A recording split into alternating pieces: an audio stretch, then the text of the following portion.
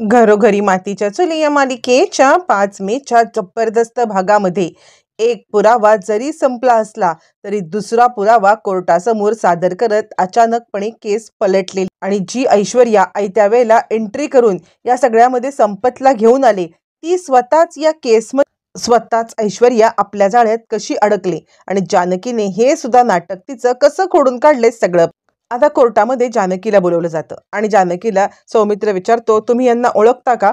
यावरती जानकी म्हणते, हो, सयाजीराव विखे पाटील, आम्ही यांना सयाजी काका म्हणायचो. यावरती सौमित्र म्हणतो, तुम्ही यांना कसे ओळखता?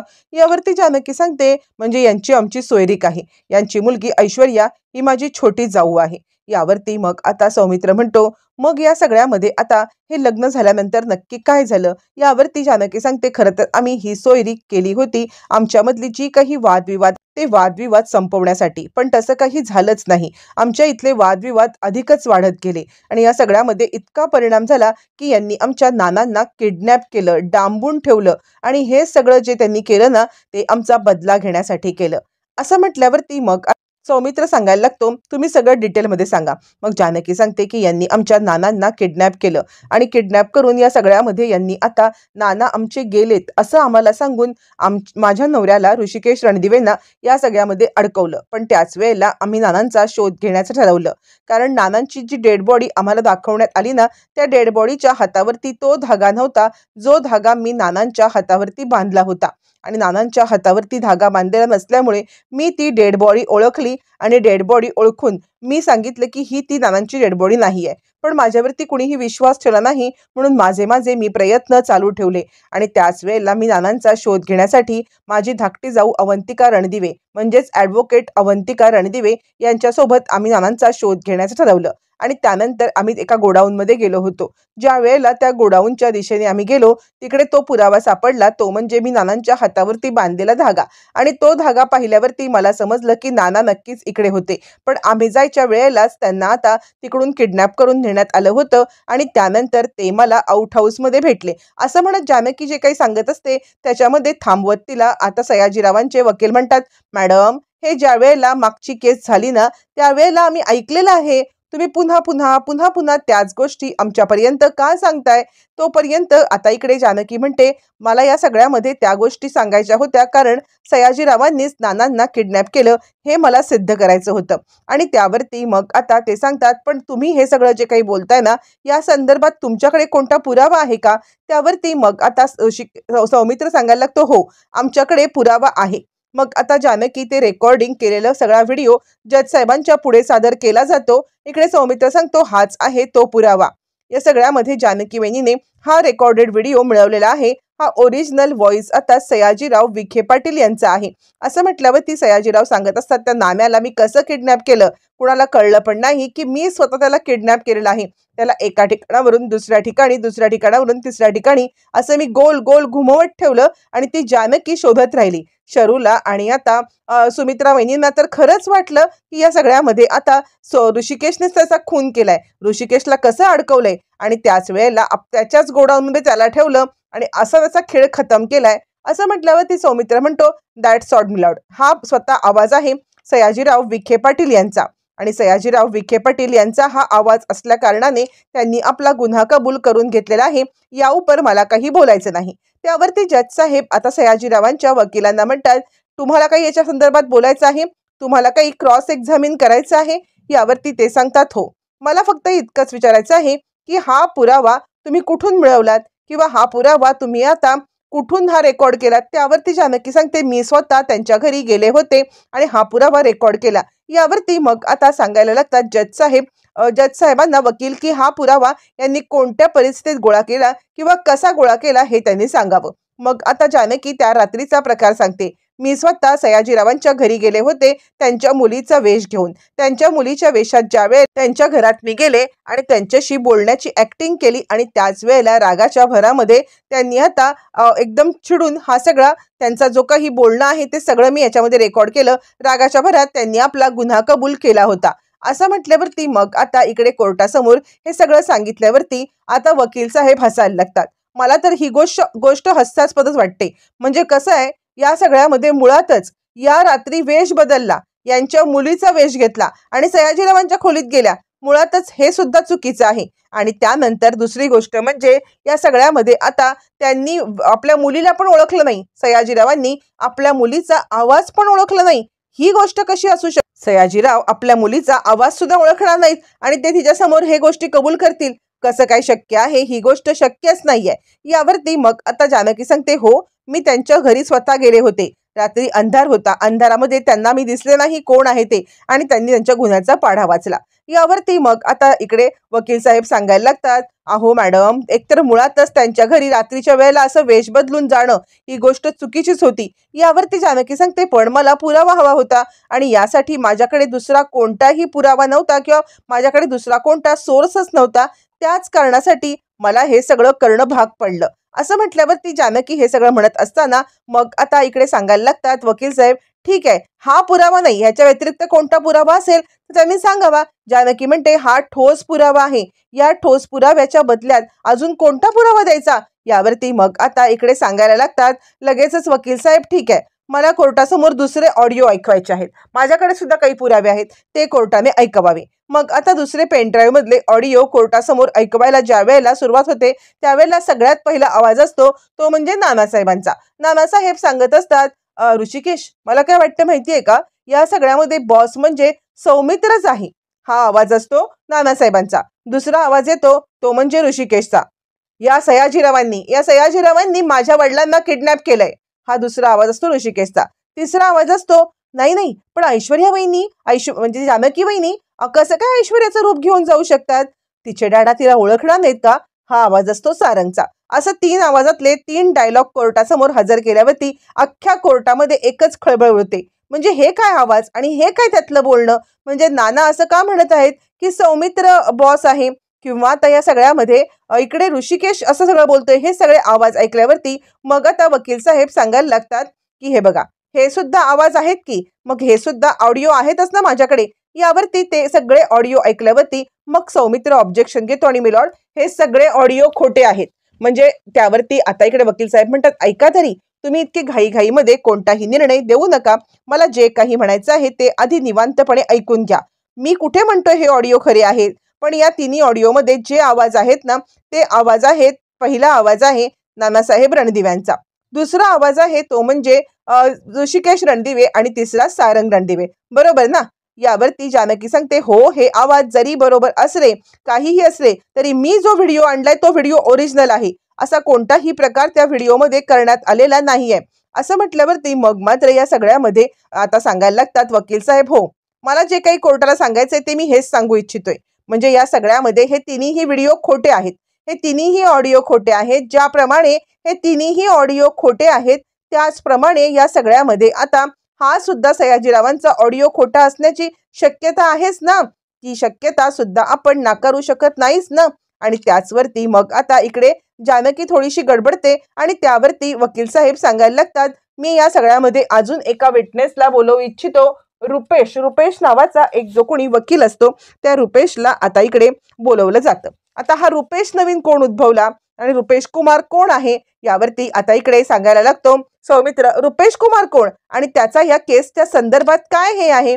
यावरती मग आता इकडे वकील साहेब सांगायला लागतात, आहे कळेल तुम्हाला. रुपेश कुमार कोण आहे हे ज्या वेळेला मी तुम्हाला हे सांगेन ना तेव्हाच समजेल. मग आता कोर्टासमोर रुपेश कुमार हाजीर हो अशी वर्दी लावल्यावरती रुपेश तिकडे येतो. रुपेश आल्यावरती मग आता जज साहेबांना वकील साहेब सांगायला लागतात की सांगा तुम्ही कोर्टाला तुमचं इंट्रोडक्शन द्या. असं म्हटल्यावरती मग आता रुपेश सांगायला लागतो, मी रुपेश कुमार, मी एक मिमिक्री आर्टिस्ट आहे. मी वेगवेगळे आवाज अगदी हुबेहूब काढू शकतो. म्हणजे ते अगदी ओरिजिनल सारखेच, त्या माणसाला सुद्धा कळणार नाही की हा त्याचा आवाज आहे की मी दुसरीकडून आवाज काढलाय ते. असं म्हटल्यावरती मग आता इकडे जज साहेब सांगायला लागतात, हे तुम्हाला काय सिद्ध करायचं आहे. त्यावरती वकील साहेब सांगतात, मी तुम्हाला सांगतो मिलॉर्ड, मला काय सिद्ध करायचं आहे ते. मग आता जे 3 ऑडिओ कोर्टासमोर हजर झालेले असतात, पहिला असतो नानासाहेब रणदिव्यांचा, दुसरा ऋषिकेश रणदिवे आणि तिसरा असतो तो म्हणजे सारंग रणदिवे. मग हे तिन्ही आवाज तर पुन्हा जे वाक्य आता कोर्टाला ऐकवलेले असतात तेच 3 वाक्य पुन्हा जानकी, ऋषिकेश, मला काय वाटतं माहितीये का की आपला सौमित्रच खरा बॉस आहे. हा पहिलं वाक्य आणि दुसरं पुन्हाच लॉर्ड सयाजीरावच दोषी आहेत, सयाजीरावांनीच नानांना किडनॅप केलंय. आणि तिसरा, जानकी वहिनी कशी काय साडी नेसून ऐश्वर्याची जाऊ शकतात, हा सारंगचा आवाज. तिन्ही आवाज तो हुबेहूब काढतो आणि त्यानंतर मग आता रुपेश कुमार सांगायला लागतो की मला एखादा आवाज ऐकवला किंवा एखाद्या व्यक्तीचं मी बोलण्याची ढब ऐकली की मी असंच लगेच करू शकतो. असं म्हटल्यावरती मग आता वकील सांगायला लागतात, हे बघा मला हेच कोर्टासमोर सिद्ध करायचं आहे. कुणीही कोणाचाही आवाज काढून कोणाच्याही आवाजामध्ये हे असे ऑडिओ बनवू शकतात आणि रुपेश कुमारने हे सिद्ध केलंय. असं म्हटल्यावरती मग आता इकडे रुपेश कुमारला जागेवरती बसायला सांगितल्यावरती इकडे आता सौमित्र म्हणतो, असेल ना हे असे ऑडिओ करता येत असतील, पण याच्याकडून तुम्हाला काय सिद्ध करायचं आहे. याच्यावरती मग आता सांगायला लागतात वकील साहेब की हे बघा तुम्हाला मी जे सांगतोय ते ऐका. असा सयाजीरावांचा आवाज कॉपी केला नसेल कशावरून. सयाजीराव हे स्वतः हे इतकं बोलण्या इतके मूर्ख नाहीयेतच ना की आपल्या मुलीला ओळखू नये, आणि म्हणूनच हा सगळा प्रकार घडलेला आहे. हा सुद्धा फेक व्हिडिओ आहे असं म्हणत त्यांनी जानकीच्या व्हिडिओला फेक ठरवल्यावर इकडे घरचा सीन आपल्याला दाखवला जातो. घरच्या सीन मध्ये आजी सांगत असते, काय ग सुमित्रा इतका कसला विचार करतेस. यावरती सुमित्रा म्हणते, आई मला टेन्शन आलंय, तिकडे काय होत असेल. यावरती मग आता आजी सांगते, इतकंच जर का तुला टेन्शन होतं ना तर जायचं होतंस ना, तू इथे बसून का राहिलीस. यावरती सुमित्रा म्हणते, जानकी मला म्हटली की आई तुम्ही तिकडे येऊ नका, तुम्हाला त्रास होईल. उगाच तिकडे कोर्टामध्ये नको नको ते प्रश्न काही विचारले जातील आणि तुम्हाला त्रास होईल, म्हणून तुम्ही तिकडे येऊ नका. यावरती मग आता सांगायला लागते इकडे आजी, अरे वा या कलियुगामध्ये तुझ्यासारख्या जर का सासू असतील ना तर कमाल झाली कमाल. सुनेला सासूरवास होण्यापेक्षा सासू सूनच्या ताटेखालचं मांजर झालेलं आहे. जे जानकी सांगेल ना तेच तू ऐकतेस आणि ऋषिकेशला इतकं डोक्यावर चढवून ठेवलेस ना की सारंगला हडूस हुडूस करतेस. सारंगला या सगळ्यामध्ये आता सारंग आणि ऐश्वर्याला तू का या सगळ्यामध्ये हडहुड करतेस. यावरती मग आता सुमित्रा सांगायला लागते, हे बघ आई तू उगाच ऋषिकेशवरती आरोप करू नकोस, तू मुळातच सारंगचा विषय काढू नकोस. सारंगच्या सासऱ्यानी जे काही केलंय ते ऐश्वर्याला माहिती नसेल असं वाटतंय का तुला. असं म्हटल्यावरती मग आता सांगायला लागते आजी, हो मला असंच वाटतंय की त्याला खरंच काही माहितीच नाहीये, म्हणजे ऐश्वर्याला खरंच काही माहित नाहीये. ऐश्वर्या या सगळ्यामध्ये निर्दोष आहे. यावरती सुमित्रा म्हणते, आई तू गप्प बस, तू ना ऐश्वर्याची बाजू घेऊन सतत सतत या सगळ्यामध्ये आता हे जे काही बोलत असतेस ना मला अजिबात तुझं वागणं आवडत नाहीये. असं म्हटल्यावरती मग आता इकडे आजी सांगते, ठीक आहे तुला लवकरात लवकर सिद्ध होईल जे काही आहे ते. असं म्हटल्यावरती इकडे आता कोर्टातला सीन दाखवला जातो. जज साहेब सांगत असतात की मग हा पुरावा सुद्धा आपण सबळ मानू शकतच नाही आहोत. त्यावरती जानकी उठते, जज साहेब मी खरं बोलती आहे, या सगळ्यामध्ये मी तो स्वतः व्हिडिओ रेकॉर्ड केलेला आहे. मी सांगतेय ना मी त्यांच्या घरी गेले होते, घरी जाऊन मी स्वतः व्हिडिओ रेकॉर्ड केला आणि मी स्वतः हे सगळं केलेलं आहे. हा पुरावा खोटा असूच शकत नाहीये. असं म्हणत ती आता कोर्टात बसलेली असताना हे सगळं बोलल्यावरती जज साहेब चिडतात आणि सौमित्र रणदिवे तुमच्या वहिनींना समजवा की कोर्टामध्ये हे असं बोलणं हा कोर्टाचा अपमान आहे. जे काही आहे ते विटनेस बॉक्समध्ये त्यांना वेळ दिली जाईल आणि त्याच वेळेला त्यांना बोलता येईल. कोर्टाचं काम डिस्टर्ब करण्यासाठी मी त्यांना पनिशमेंट करू शकतो. त्यावरती सौमित्र म्हणतो, वहिनी शांत बस, आपण बोलूया. असं म्हणत अवंतिका आणि सौमित्र जानकीला खाली बसायला सांगतात आणि कोर्टाच्या कामामध्ये आता लुडबुड करू नको म्हणून सांगतात. आणि त्यावेळेला मग जज साहेब आपला निर्णय सुनवायला लागतात.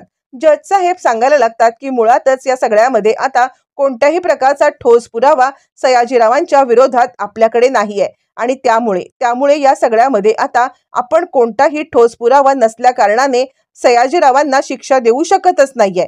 कारण मुळातच हा जो काही ऑडिओ आपल्याला ऐकवण्यात आलेला आहे हा ऑडिओ AI च्या मदतीने किंवा डबिंग आर्टिस्टच्या मदतीने आपण नक्की काढू शकतो आणि त्यामुळे हा कोर्टात पुरावा होऊ शकत नाही हे मात्र नक्की. असं म्हटल्यामुळे मग या सगळ्यामध्ये पुरावा नसल्याअभावी सयाजीरावांची निर्दोष सुटका होता होता अचानकपणे कोर्टासमोर एक मोठा खुलासा होतो. ज्या वेळेला आता आपला निर्णय पूर्णपणे सुनावण्यासाठी जज साहेब रेडी असतात आणि त्याच वेळेला तिकडे आता ऐश्वर्याची एंट्री होते. थांबा जज साहेब असं म्हणत एकदम फिल्मी स्टाईलमध्ये ऐश्वर्याने धमाकेदार एंट्री केलेली असते.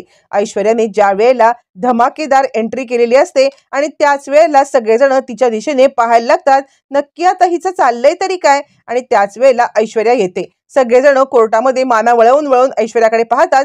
जज साहेब म्हणतात, कोर्टाच्या कामामध्ये तुम्ही आता पुन्हा एकदा हे करण्याचा डिस्टर्ब करण्याचा प्रयत्न करताय. कोण आहात तुम्ही, आधी तुमची ओळख द्या. यावरती ऐश्वर्या सांगायला लागते, मी ऐश्वर्या विखे पाटील रणदिवे, सयाजीरावांची मुलगी आणि आता नानासाहेबांची सून. मी या कोर्टासमोर खूप मोठा पुरावा सादर करू इच्छित आहे.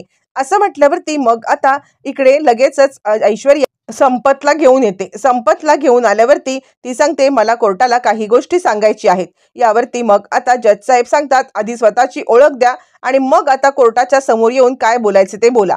यावरती मग आता ऐश्वर्या सांगते, सगळ्यात महत्त्वाचं म्हणजे हा संपत आहे, या संपतला घेऊन मी आलेले आहे आणि हे माझे मिस्टर हे सारंग रणदिवे असं म्हणत नानासाहेबांचे सगळ्यात छोटे सुपुत्र. आणि त्यावरती ती सांगते, मी सयाजीरावांची मुलगी असले तरी मी नानासाहेबांची सून आहे आणि मला या सगळ्यामध्ये नानासाहेबांना कुणी किडनॅप केलंय हे समजलेलं आहे. मी पुरावा आणण्यासाठीच तिकडे गेले होते. ज्या वेळेला मी पुरावा आणण्यासाठी तिकडे गेले होते तेव्हा आमच्याच प्रॉपर्टीमध्ये म्हणजे माझ्या वडिलांच्याच प्रॉपर्टीमध्ये मला आता संपत दिसला. संपत म्हणजे माझ्या वडिलांचा खास माणूस आहे. माझ्या वडिलांसाठीच तो हे सगळं काम करत असतो आणि त्याचमुळे त्यांच्याच गोडाऊनमध्ये ह्याला भेटून मी घेऊन आलेली आहे. यानेच आमच्या नानासाहेबांना किडनॅप केलेलं आहे. यावरती मग आता इकडे सांगायला लागतात जज साहेब की नानासाहेब तुम्ही या सगळ्याची पुष्टी करा की खरंच तुम्हाला या सगळ्यामध्ये आता किडनॅप केलेलं आहे यांनीच का. असं म्हटल्यावरती मग आता ऐश्वर्याला विटनेस बॉक्समध्ये बोलवलं जातं आणि ऐश्वर्या सांगते, हो नानासाहेबांना किडनॅप करणारा हाच माणूस आहे आणि यांनीच या सगळ्यामध्ये नानासाहेबांना किडनॅप करून हे सगळं जे काही प्रकरण केलेलं आहे ते प्रकरण केलेलं आहे. आणि त्यावरती मग आता ती सांगते, आणि या सगळ्यामध्ये माझ्या डॅडांचा हात आहे. जे काही करायला सांगितलेलं आहे ते माझ्या डॅडांनी. मग सयाजीराव चिडतात, ऐश्वर्या ऐश्वर्या काय बोलतेस तू ऐश्वर्या. असं म्हटल्यावरती ऐश्वर्या म्हणते, डॅडा तुम्ही तर गप्पच बसा. आणि त्यावरती मग आता इकडे सांगायला लागतात जज साहेब ठीक आहे, तुम्हाला जे काही बोलायचं असेल ते तुम्ही कोर्टामध्ये येऊन बोलाल का ऐश्वर्या रणदिवे. यावरती ऐश्वर्या आता विटनेस बॉक्समध्ये येते. विटनेस बॉक्समध्ये आल्यावरती ती सांगते, खरं तर ज्या वेळेला माझं लग्न झालं त्या वेळेपासून मी आता रणदिव्यांची सून झाले आणि मी अशी बाई आहे ना की माहेरचं नातं तोडून मी पूर्णपणे सासरची झालेली आहे. आणि या कारणासाठी आता मला माझ्या वडिलांनी जरी चुकीचा निर्णय घेतला असला तरी सुद्धा माझ्या सासरची साथ देणं गरजेचं आहे आणि त्याच कारणासाठी आता मी इकडे आलेली आहे. असं म्हटल्यावरती मग आता ऐश्वर्या सांगते, कितीही झालं तरी माझ्या वडिलांनी नानासाहेबांना किडनॅप करण्याचा प्लॅन केला आणि तो प्लॅन या संपतच्या मदतीनेच केला. संपतने या सगळ्यामध्ये आता पूर्णपणे माझ्या वडिलांना किडनॅप करण्यासाठीचा म्हणजे माझ्या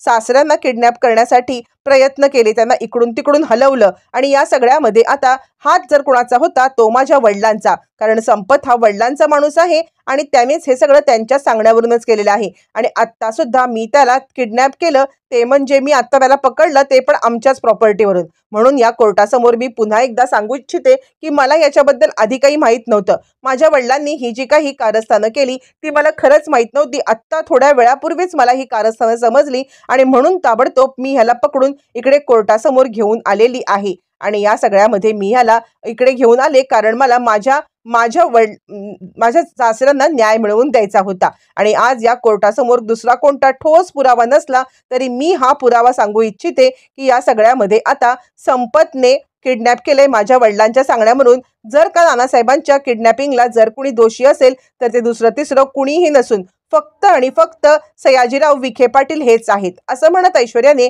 एका झटक्यात केस पलटण्याचा प्रयत्न केलेला असतो. आणि हा केस जेव्हा एका झटक्यात तिने आता प्रयत्न केलेला असतो त्यावेळेला कोर्टासमोर सगळं सिद्ध होतं की सयाजीराव यांनीच किडनॅप केले आणि फायनली सयाजीरावांना शिक्षाही होतेच. ज्या वेळेला सयाजीरावांना शिक्षा होते त्यावेळेला कोर्टामध्ये ऐश्वर्याने आपल्या वडिलांना पकडून लावलं आणि त्यामुळे मग आता सारंग तिला घेऊन घरी आलेला असतो.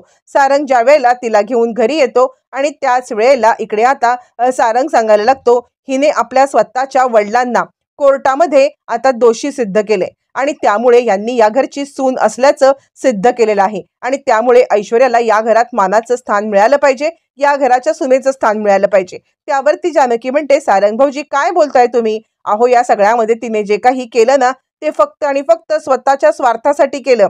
तुम्हाला समजते का, जी मुलगी वेळेला वेळ पडल्यावरती स्वतःच्या स्वार्थासाठी आपल्या वडिलांना तोंडघशी पाडायला कमी करत नाही ती मुलगी काहीही करू शकते ते. असं म्हणत जानकी, जी मुलगी वडिलांची नाही ती मुलगी तुमची काय होणार असं ठामपणे आपलं मत मांडते. पण सारंगच्या डोळ्यावरती आंधळ्या प्रेमाची पट्टी बांधलेली असल्यामुळे त्या मूर्खाला दिसतच नसतं की जे समोर चाललंय ते सत्य आहे म्हणून. आणि त्यावरती मग आता जानकी सांगायला लागते, गुन्हेगार कितीही हुशार असला ना तरी सुद्धा त्याचा गुन्हा एका क्षणाला पकडला जातोच असं म्हणत जानकीने जबरदस्त आता इकडे डायलॉग मारलाय. पण या उपर जाऊन सुद्धा आता इकडे ऐश्वर्या घरात येणार का हे मात्र येणाऱ्या भागातच